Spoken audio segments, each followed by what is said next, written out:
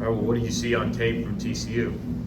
TCU is really good, really talented. It's a really physical team, obviously really well coached. Don't give up a lot of explosive plays.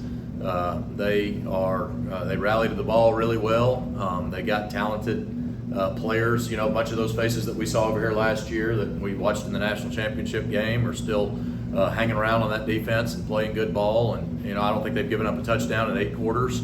So we got a great challenge for ourselves coming up.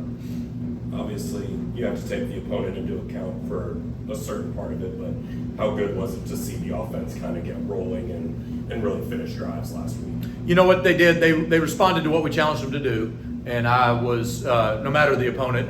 We challenged them to be physical, and we challenged them to try to give great effort every play, and we challenged them to give max effort plays. And when we watched a domination tape Monday morning that didn't have anything to do necessarily with long touchdowns and great plays made by individuals, even though that's important. But they were highlighting, man, on Junior's 92-yard touchdown catch, here comes R.J. Maryland sprinting down and about outran him to the end zone to create a block. The block field goal, you see C.J. Sanders come up there and knock a guy out of the way that had a chance to make a tackle. Preston Stone had a touchdown run in the second quarter, I think, where both Nolan and R.J. both had knockdowns. It was good to see those things. We wanted to highlight those things about the game, and we did. We went out and we took care of the business, that we should have, and obviously we got a great challenge ahead of us this week. After this first 2 weeks, seeing Kamar get to have a real show-out game this past weekend, what does that mean for the offense, getting to have another running back that can show the explosive ability? Yeah, we've talked about the talent in that room for a long time, since the beginning of spring, and it's good that Kamar's kind of worked him. He started in a doghouse, so to speak, right? He's had to work himself back into that position. I've been really proud of his off-field demeanor, probably more even than his on-field demeanor. We know that he's a talented kid that's got some ability, and obviously our team will benefit from him being in a position to help us win. So it's good to get him back out there. I'm happy for him. He's overcome a lot to get to this point, and so really encouraged to watch him continue to develop and grow. He's going to have to continue to develop and grow in all facets of his life, not just on the field, but he's taking steps to do that. Coach Hall's done a great job investing in him in a lot of different ways, and so we're glad to see him back out there. He's certainly got a different burst when he touches the ball. How challenging is it to face a defense that drops 8 like Joe Gillespie likes to do so much?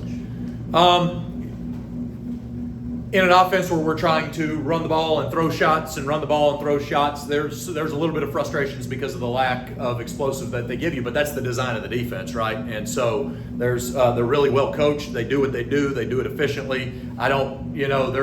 You don't see them scheme a lot of people up. You don't really see it. They don't super overreact to different formational looks and things like that, which all present challenges, I think, to what it is that we're trying to do offensively. So there's got to be an element of patience when you play a defense like this. We talked about that on a couple occasions last year and doing that. Now that doesn't reduce.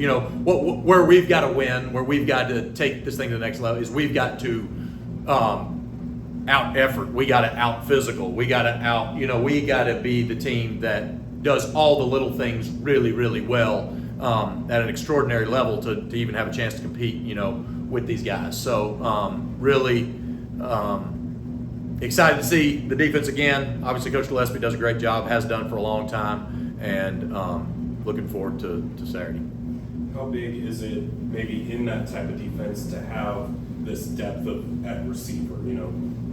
7 touchdowns to 6 different guys last week. Nobody with more than 3 catches last week, to really have the ability to roll guys when maybe you've got to go max effort and do a lot of different things play to play.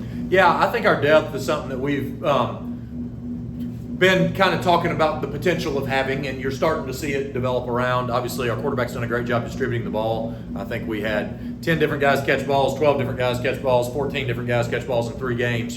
So the ball's getting distributed out there, like you said, really well. So anytime that you can come in and have fresh legs and not feel like there's a large drop-off in either the talent or the execution, then you're just getting better and better as an offense. We talked about at the beginning of the year, we want to play anybody that's deserving to play first, but also can help us win games. So you got to be both of those in order to get yourself in the game. And so anybody that's both deserving and good enough to help us win games, we'd like to get those guys ready and developed and be ready to play. At the same time, is this the type of game where it might be nice to have a go-to guy, a dominant guy that when you need a play, to have that guy maybe established, who maybe through 3 weeks there isn't quite that guy yet? Maybe. Obviously, Rasheed was an established guy last year that came in and was really dominant in the first quarter. That was kind of the game where he got injured and banged up, and I thought maybe almost felt ourselves trying to lean on an injured Rasheed, which wasn't fair to him, right? It wasn't maybe even fair to the rest of our offense at that point in the game last year, and we ended up getting back distributed. Jake Bailey made a couple really big plays. Our quarterback did, and kind of got us back there in the fight there late where we wanted to be, and so I don't know. I think it backfired a little bit on you if a guy that you are counting on isn't all of a sudden available, But I think anytime that you've got it's going to take our best players playing at their best to beat a defense like this and a team that's had the success that TCU has recently. Talking about one of those receivers in particular, Jordan Hudson, every time he gets on the ball, it seems like he does something pretty big, pretty impactful. I just want to know what was so exciting about being able to bring him on board and what kind of impact he brings to the team on and off the field. Yeah, I think the number one reason is he's a great talent. He's a Dallas kid that had a chance to come home. He was a guy that had at one time been committed to SMU. So just getting him back in he wanted to be here all the time. He felt like in the political situation that everything that was happening, that he felt like he had to go to TCU, that it made the most sense for him and his family at that time. So we were glad to, once he decided that wasn't the place for him, to have an opportunity for him to come back here and welcome him in. He is a unique talent. He's a really, really young guy still, and so he's got maybe, you always want to be careful to jinx this. He's got some Rasheed ability-ish, you know what I mean? He's got some alpha about him. He's not ready to take on that role quite yet. He was a late addition to what we were doing. He's still kind of learning the offense and developing, all the professionalism that Rasheed was showing by his junior year has not necessarily showed up in his game yet, but will. You know what I mean? I have great faith in Coach Likens to get that done. And so really excited to have Jordan on our team. He is a unique talent. He's a great contact catch player.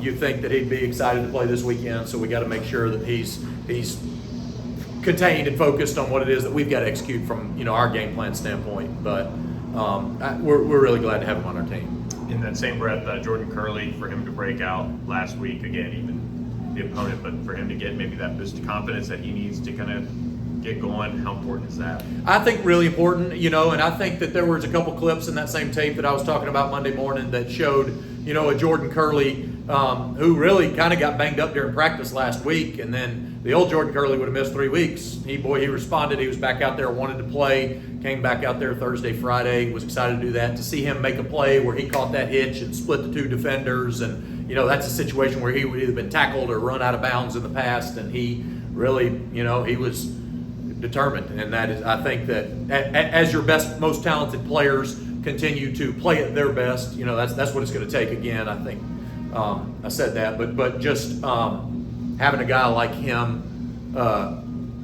develop that confidence and know what it is that he's wanting to get out of this and show some of those flashes that we know he's capable of, certainly we hope will impact our offense positively. So, you talked about it with Jordan, but for the team as a whole, mentioned it last week, not having that dip between Oklahoma and this game. How do you kind of manage the height of a rivalry game, a Big 12 opponent, a big road game, with kind of all that focus going in the right direction? Yeah, it can't be immature, right? I think that anytime you have a rivalry, our kids feel like we've got a good team that's, we haven't proven ourselves yet. This is, what better opponent to go prove yourself again than the defending, or the runner-up to the national championship, you know what I mean? So I think there's probably some natural spice in this rivalry anyway. We're not going to ignore that, you know what I mean? But I think that